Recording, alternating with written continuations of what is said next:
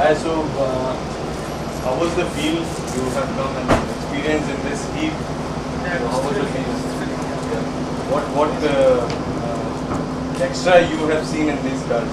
See, basically we're taking the GL. It has got lovely torque and lovely power. I think the PS is too high.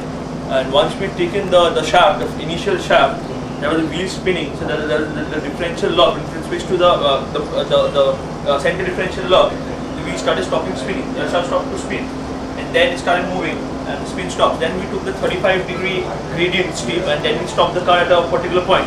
Then the differential locks are shifted to the both of them. I mean all the four tires were under the locks, and that helped us to stop and then again fall back.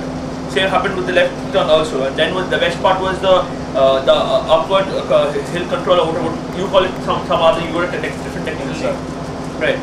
So that was a lovely thing. It took up at around about 80, around 80 or something. It was something around 70, something like that. Stopped on top. You couldn't see anything. That was again an amazing thing.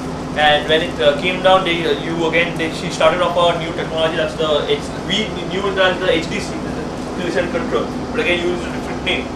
So that's we're coming on the speed of 8 kilometers per hour. This is a lovely street. It's one of the best perhaps I have ever been. Which other cars you have driven before, like in this particular segment? In this segment, I've driven a Q7. I've driven the Freelander. That's it. This is. So you liked it having a ride in the car?